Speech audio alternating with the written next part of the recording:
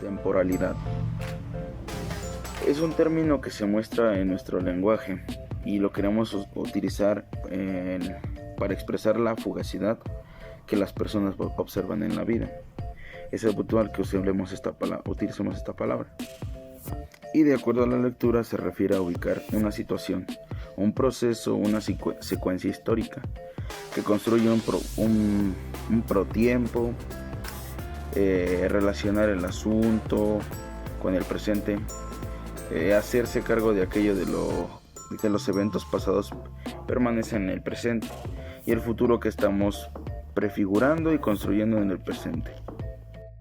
Por otro lado, en la parte de periodización, es mantener y lograr el máximo rendimiento en el momento de la competición, tanto el volumen de entrenamiento como la intensidad que deben ser controlados para recuperación. Se debe de realizar de forma adecuada de los mesociclos y microciclos. La periodización tradicional divide el microciclo en dos periodos principales, a saber el periodo preparatorio y el periodo de competición.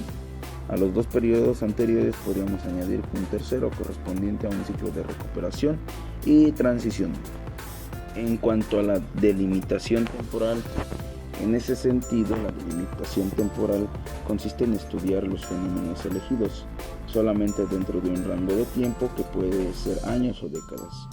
Para ello se deberá especificar el tiempo al que se refiere la investigación, tomando en cuenta que debe de indicar el periodo de tiempo de la procedencia de los datos.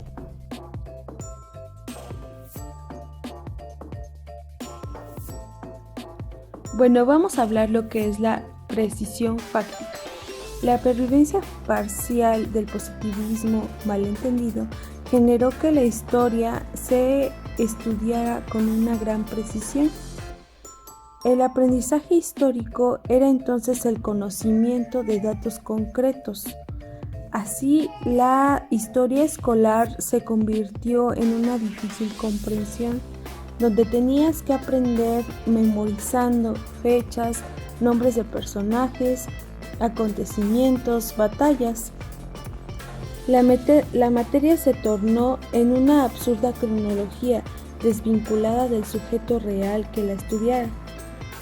Después surgió otra dificultad tratando de combatir la anterior, donde se postuló la necesidad de conocer la historia a través de la interpretación doctrinaria de los grandes ciclos, periodos y movimientos.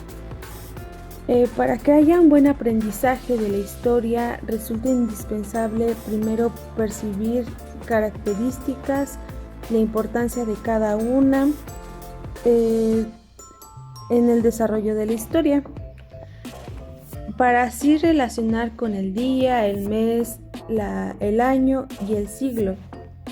Dependerá igual de la orientación teórica y metodológica. También hablaremos sobre lo que es la sincronía y la diacronía. En la enseñanza de la historia se ha descuidado la variedad de fenómenos que desarrolla al mismo tiempo en diferentes lugares. Esto ha producido una disfunción en la percepción temporal de los acontecimientos históricos. Se acentúa en la estructura escolar de los cursos de la historia. Nunca coincide el desarrollo de un curso de historia universal con un curso de historia de México. Por ello es importante de llevar a la comprensión del educando la visión del desarrollo sincrónico de los diferentes acontecimientos. Cabe destacar que para que los alumnos lleven una buena sincronía entre los varios sucesos que suceden en el mismo tiempo, se utiliza lo que es la línea del tiempo. Igual hablaremos sobre la permanencia y cambio. Estos términos se refieren a la consideración que debe privar al analizar cada proceso histórico. También implica el conocimiento de características generales. El matiz que se muestra en los educandos debe de basarse en un profundo conocimiento histórico, en el análisis muy riguroso.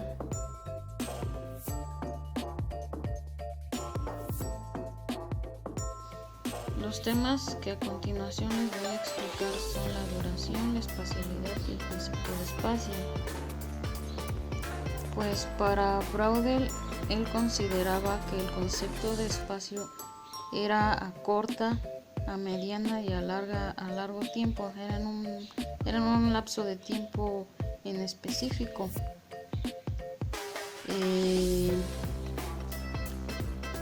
Pues también se puede considerar que era el inicio, el desarrollo, el auge y el final de un periodo de gobierno,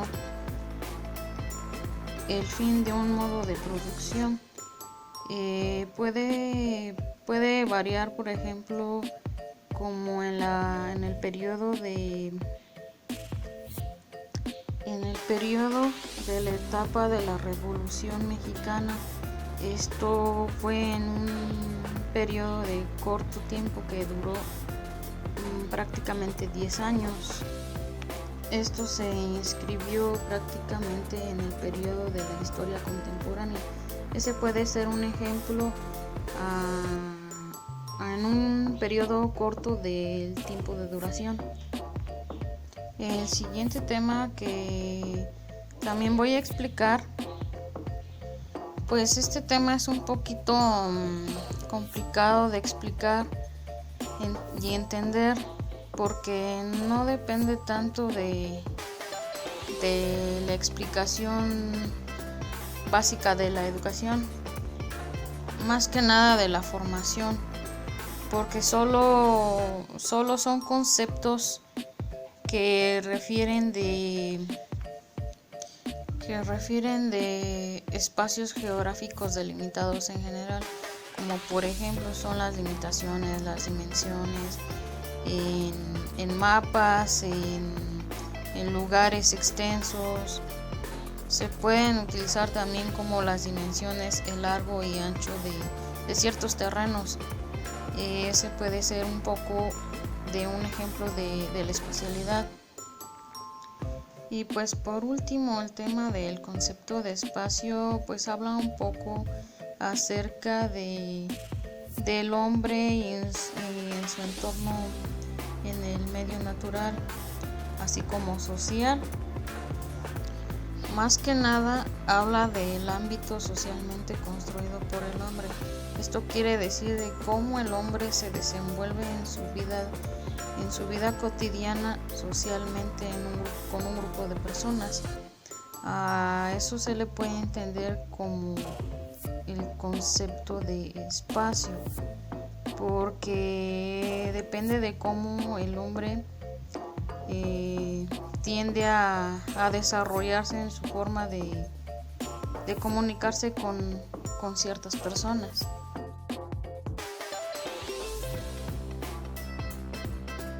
Ubicación espacial.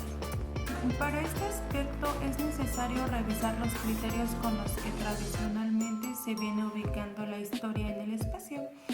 En cuanto a la historia de México, en otros países latinoamericanos corresponde a la historia nacional y tiene similares características en cuanto a la conceptuación del espacio. Generalmente se enseña desde una perspectiva viciada por la insularidad. En otros términos, se entiende como si nuestra historia se diera lejos de todo contacto con el mundo, salvo a las contadas excepciones en las que se produce una relación específica con otras entidades geohistóricas. Algunos recursos auxiliares. Algunos recursos para comprender el concepto de espacio socialmente construido por el hombre que debe aplicarse en enseñanza al espacio histórico debe contener todas sus implicaciones, como lo son la visualización. Esto permite que el educador, como el educando, pueda percibir los elementos de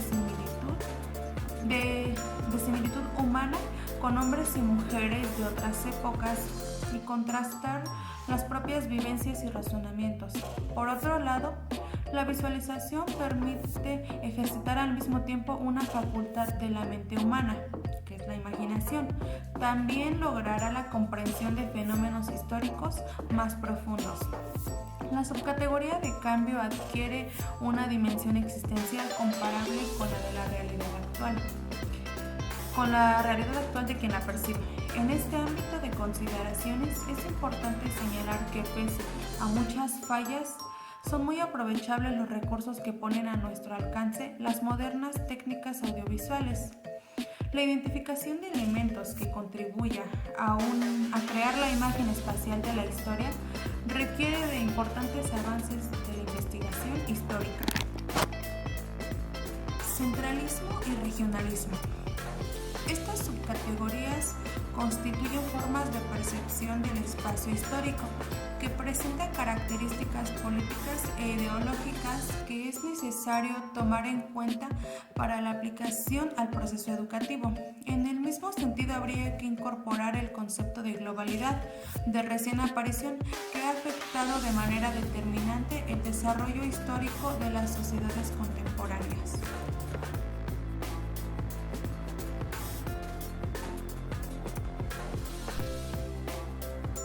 Precisión fáctica. En este apartado de la lectura nos habla de la importancia que se requiere de que el hombre conozca su mundo para ubicarse dentro de él y no solo haga uso de la memorización, ya que el conocimiento no puede concebirse de esta manera. Con esto surge la necesidad de proponer nuevas estrategias que precisen la difusión de la historia. Los sujetos de la historia. En este apartado de la lectura nos habla del historiador enseñante y el proceso de enseñanza-producción de la historia. En otras palabras, este asunto se refiere a la historia que se enseña, en la cual se pretende que el historiador perciba claramente los hechos para que pueda presentarla con claridad, buscando siempre la comprensión del educando. No se trata de enseñarla de manera simple, sino de construirla a partir de una afirmación con el proceso histórico de la vida real, además de identificar los actores, las conexiones que tienen entre sí, para descubrir el propósito que el individuo pueda construir el conocimiento histórico. El papel del individuo en la historia. Este apartado nos habla del papel que juegan los personajes destacados en los procesos históricos que los han colocado en la historia oficial mexicana como héroes y antihéroes clásicos de nuestro contenido.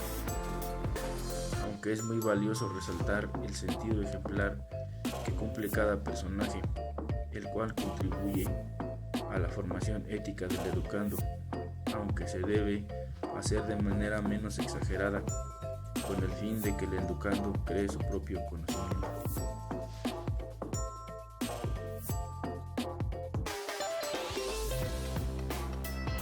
La interrelación de los aspectos de la vida real. Para entender este tema de una manera sociológica, se podría decir que un individuo desempeña diversas funciones a lo largo de toda su vida, y este corresponde al estatus que ejerce o a los roles que juega. Para lograr que la historia sea percibida, es importante abarcar las sociedades en todos sus aspectos, ya todos los temas que muestran, que se enseñan como parte de un proceso dinámico, entre los cuales serían las formas de distribución, las de producción, el cómo, pero más aparte de eso sería algo más cotidiano de la vida, como las comidas, los festejos, los colores, los olores, todos esos aspectos de la vida cotidiana que conforman lo que sería la interrelación de la vida social. No se trata solo de descubrir un atractivo escondido en cada fenómeno, sino también de encontrar un interés de vital histórico que contiene en sí mismo, y también vincularlo con el sentido mismo en los aspectos generales que se dan. Después sigue la relación con el presente. La relación con el presente debe ser entonces la relación del conocimiento histórico, difusión y el propósito prioritario a cumplir para quienes se dedican a esta tarea como principal quehacer profesional. No se trata solo de encontrar, por supuesto, una relación mágica del pasado, sino también de unir, de entender el sentido profundo de devenir histórico. Descubrir sus constantes o los principios de las relaciones internas entre los fenómenos que se dan. Es justamente la relación de pasado que se establece en el presente de las formas en que la enseñanza de la difusión y de lo que conduce a lograr el propósito fundamental en el conocimiento. La selección y los problemas. La selección se vincula con otros componentes de la teoría de la historia, de los cuales están presentes los procesos de la enseñanza. Con esto se refiere a los criterios que usan los historiadores para hacer la selección de los fenómenos o procesos históricos de los cuales se investigan. Estos son los elementos que determinan la importancia de tal fenómeno y por lo cual se debe dar por anterioridad la historia. Tales criterios siempre se encuentran relacionados, por supuesto, con el tema que está sustentado por el historiador en general, ya que presentan características específicas de cada historiador.